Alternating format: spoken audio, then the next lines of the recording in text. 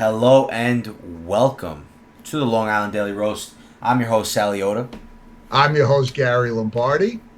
I'm your host, Doris Vidal Dorsch. and today we're going to be talking about assumptions, right? Assume nothing. We're going to hand this one off directly to Doris to kick us off. Guys, enjoy the show. Again, if you guys haven't already, hit the subscribe button, hit the bell notifications to get notified whenever we post, hit the likes, and leave a beautiful comment down below. Thank you guys, and enjoy the show. Hello, everyone. Well, assumptions is a very topic. It's a topic that is very interesting because we all do it. An assumption is an unexamined belief, something that we think without realizing that we think it. It's a truth that we accept that doesn't have any evidence or proof. It's a behavior that is learned from others, and you have an assumption when you think, well, this is the way things are, is the way things have always been done, that's the way it was taught to me. And especially now where we have so much communication and miscommunication going on in our electronic devices, I saw it in the internet. It must be true. So when we develop more of a critical thinking skill, then it's very important that we minimize assumptions in our life. So, what about you guys? Do you assume things often? So I could speak for Gary on this one. Gary doesn't assume nothing. You know, Try not to. no, Try not. he doesn't. No matter what he tells you, this guy is sharp. Okay, Thank you. if it ain't written in paper or he doesn't see it with his eyes, he doesn't assume. Me, on the other hand, I'm very quick to snap onto that false reality, that projection. I always look at the projected number. I don't look at what we could actually realistically make, and I stick to that max value. This is what we're gonna make. That's what I'm gonna go for, and I get all hyped up on this one assumption, and in reality, you guys know what happens. It turns into an upsetting ending 9 times out of 10. I think if everyone's gonna speak on it, it's got to be Gary.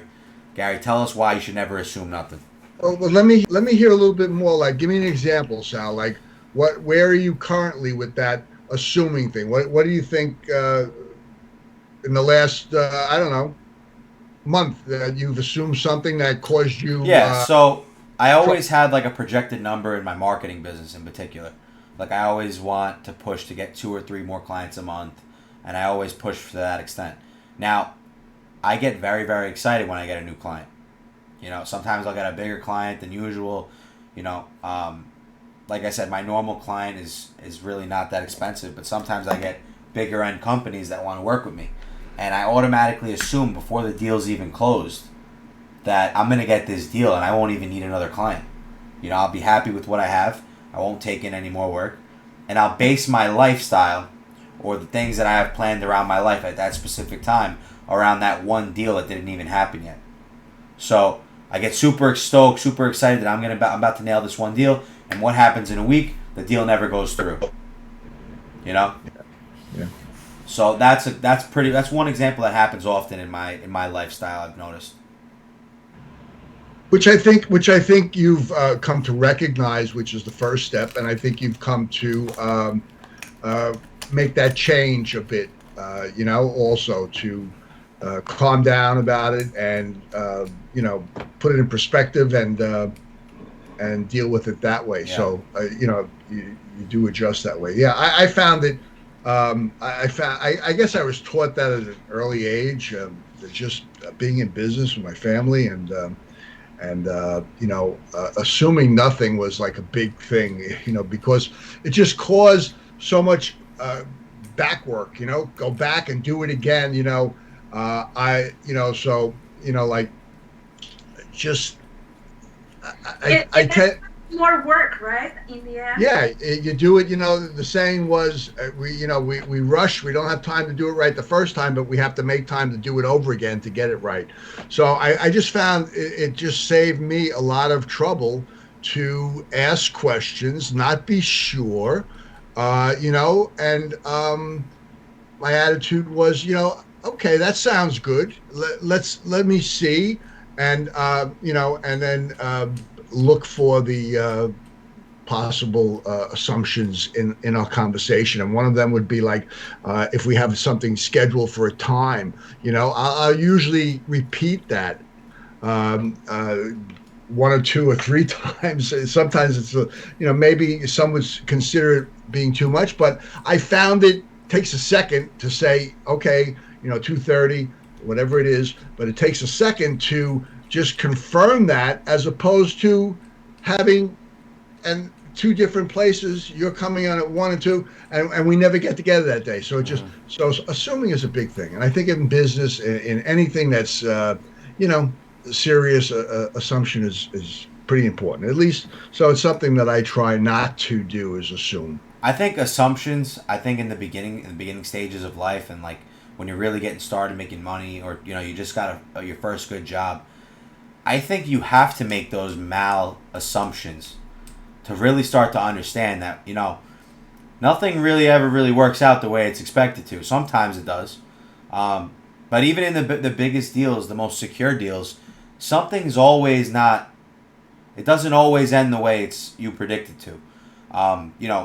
I'll use myself again as an example with Yeah. let's just say a big deal came in, and we agree on a price, we agree on a package, right? Good, we're ready to close. A couple days go by, maybe a week goes by, they come back to me. Well, sorry, I email you. I didn't get a response from you. Is everything okay? And you're just following up because you really want to close the deal. Yeah, listen, we're just not happy with this one thing. And that one thing is going to shave $1,500 off the top, to where this is now not a crazy deal. It's just a normal deal that I would normally sign. So it's like, until the pen hits the paper, there should be no assumptions. And even after, because there isn't people that will man up to that signature or that contract agreement that you have. Until the work is done, until cash is in hand, until it's secure, it's never secure. And I like what you said. I've always used that same example. Until the pen hits the paper, it's still open for discussion. You know what I mean? So yeah, but so And okay. I think that the assumptions can be put into any kind of relationship. We're talking about business, but also, it's the same, like with your family, with your partners, with friends, with our Yeah. children. Hmm. So assumptions is something that we should try to minimize in our life. And actually, Gary spoke about many of the things that we can do to minimize. One of them is acknowledge that they actually happen. The second one is ask questions. If something is not 100% clear, or if it's too good to be true, ask questions and then listen with full attention. But this is again when something important is happening in your life, have that mindful, be present in that moment, right? So that you can really have your full attention into it. And honestly, Doris, what you just said, that um, when you said, wow, how did I lose that? I That's right. loved what you just said. Um, Try Too good to try. be true. When you said too good to be true, that's the truest statement. 9 times out of 10, 99% of the time, if it's too good to be true, it probably is. It really, really probably is. And a lot of people get really hyped up on that. Oh, this guy's promising me this. This guy, at the end of the day, they either just want your money, or it's a clear as day scam. And I know a lot of people that fall into that. A lot of people. But what Dar, yeah, and what Doris was talking about is very true with personal relationships. Also, assuming how someone feels about what was said, or we assume that maybe we feel we read people, but we don't always know.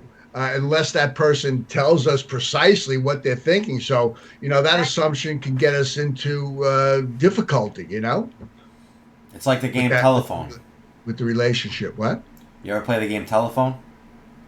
I'm not sure. All right, so there's It's like about a telephone, right? Where you give a message and uh then the huh next person is Oh, convey the same message. And by the end, it's something yeah, yeah, completely yeah, yeah, different. yeah. yeah. That's And right. it happens a lot. And just That's to right. go back to business, it happens a lot in bigger business, with where this is really like the most important because a boss has a secretary. That secretary goes and tells it to the manager. The manager goes and then tells it to the worker. And it just the boss is always assuming that things are going to get done clear as day. But it's also one of the reasons why people tell you it's not worth it to be in business. It's annoying. It's a lot of hard mental labor because of stuff like that. You're assuming all the time that things are going to get done the right way, that people know how to do it like you do. And that ain't always the case. It's like me trying to go and do your job, Doris. You know what I mean? Yeah.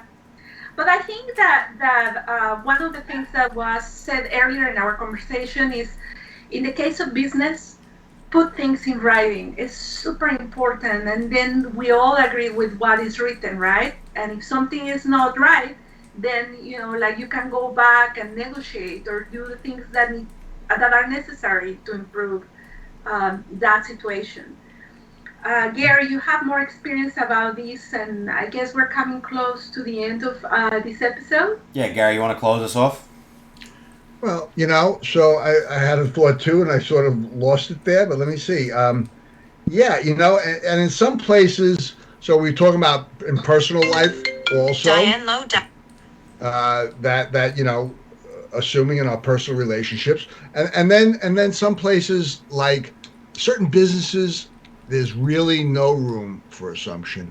And I won't get too serious about it, but like, let's say in real estate and buying property and making investments and now you're intertwined with people and banks and situation, there's no room for error. That really can get you in trouble. So you become a very efficient, thorough person if you're going to be successful or you don't. So, it has its pluses and minuses, but just in general, I think assuming is not assuming becomes a consciousness, being aware, being thoughtful of what you're saying, what you're expecting, what you're doing, just slowing the mind down, and trying not to assume. So that's. Well, let's close this one off. Guys, I think we hit it on the head. If you haven't already, follow Long Island Daily Roast, guys. This series has been so much fun. We're loving all the questions you guys are asking in the email. If you guys have any questions, lidailyroast@gmail.com. Also, join the Discord link down below to be linked up with a community of people who are thinking the same things you're thinking, who are stuck, who are looking for answers. All right, I'm your host, Sal Liotta. I'm your host, Gary Lombardi. I'm your host, Doris Vidal Dorsch. See you in the next episode. We'll see you in the next one. Okay.